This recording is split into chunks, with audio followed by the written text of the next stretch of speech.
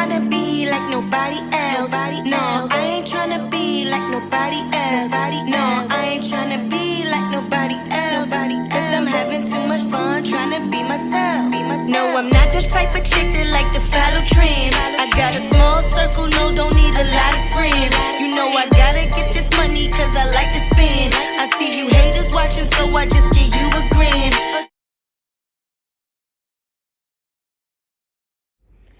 How you guys doing? It's your girl Lam Dime, and I'm back with another episode of Just Here to Vent. I just wanted to touch really quickly on this Bishop Lamor Whitehead situation. Now, if you guys are not familiar with him, he's the pastor that was allegedly robbed. Well, I'm not going to say allegedly robbed. He was robbed in his church during a sermon. There was a video recording of it. Now, sources, meaning observers are saying that he could have potentially have been frauding that situation, meaning trying to do insurance fraud. If you follow him on social media, i.e. Instagram, you'll see that he's always dressed in the finest of garments, meaning, the Fendi, the Prada, the Gucci, the Louis Vuitton. He has a very, very nice mansion that he lives in. Now, I don't think that there's anything wrong with a pastor having nice things. But when you take a look at where he does his service, now granted, in his defense, he has said that he has purchased an entire block in order to make that the church, but I guess it's being built or renovated or whatever the case may be, because the church that he actually keeps being filmed in, he has like curtains that are literally tacked to the wall. They're not draped properly. It looks tacky. I'll be honest. It does look tacky. And people are kind of wondering, how can this even be sufficient enough to be a front church, judging by what you wear? And, he does have a Bentley, he has a Rolls Royce, and he has, some nice things going on for himself. Like I said, nothing wrong with any of that, but you always have to look at all aspects of a situation. Now, he has come out since the robbery that happened at his church, and, he filed an insurance claim. He was saying that it was over $1 million worth of jewelry that the robbers had taken from him and his wife. But my first question is, why do you have over $1 million worth of jewelry on in church?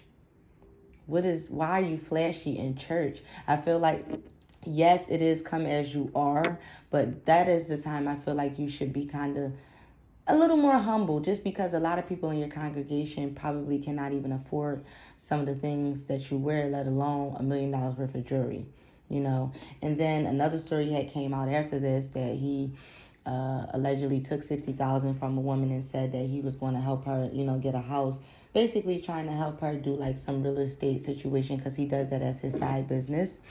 And he was supposed to pay her $100 back a month. Now, he only paid her $100, I believe, only once or twice, if I'm not mistaken. And then when asked about it, he basically was saying he thought she was giving a contribution to the church. Then we move on to a press conference he's had after that situation. As soon as someone asked about the lady that said that he stole the $60,000 from her, his wife immediately walked up. She stopped the questioning. They started talking about some Gmail account that you can send questions to. It just seemed like an entire shit show. I'll be honest. That's exactly what it seemed like. Now then he came out in the media again, was trying to challenge D.L. Hughley into a boxing match, which is like, weren't you a man of the cloth? Why are you sitting here trying to challenge someone to a fight? He had done some time in the past for, some scheming things of sorts. But, I'm not saying people can't turn over a new leaf. But does he strike me as a criminal now? Most definitely. You know what I mean? He does seem like he's doing a lot of scheming, a lot of plotting. Something about him doesn't seem right. The way that he speaks, and he's cursed before. He called Larry Reed the F word, And I feel like, a real man of the cloth wouldn't do some of the things that he's doing. Now he's in the media again for this video that I have constantly playing in my background. And he came out and alleged that, the lady was trying to walk towards his wife and his daughter, and that's why he, yoked her up the way that he did. But my whole question is, number one is, where's the security to take care of, churchgoers, patrons, whatever you want to call them. Where is the security to take care of people like the one he's talking about, saying we don't know the full story. We don't know what happened once, we got off camera. He said he has the camera images of everything that actually took place. This woman has come forward and showed her neck, and she has like a deep, deep, deep scratch. So they're trying to say that he dug his nails into her neck as he was grabbing her up. He was saying that he was just defending his family, basically trying to allude to having anxiety based off of the recent robbery he just went through. So, he kind of just, quote unquote, blacked out, if you will. No matter how many ways you try to tell the story or you spin it, this is just not right. This is the reason why people don't go to church, because of people like this. You understand what I'm saying? We're supposed to be coming here to have a safe haven, and we got to worry about robberies. We got to worry about getting possibly assaulted. This is insanity. And the more and more I watch the video and the more I read up on him, it's just something is not right about this man. Something's not right about him. Like I said, there's nothing wrong with having money. There's nothing wrong with being flashy. There's nothing wrong with any of those things. But when you start physically assaulting church members, I'm sorry. Something's going to have to give here.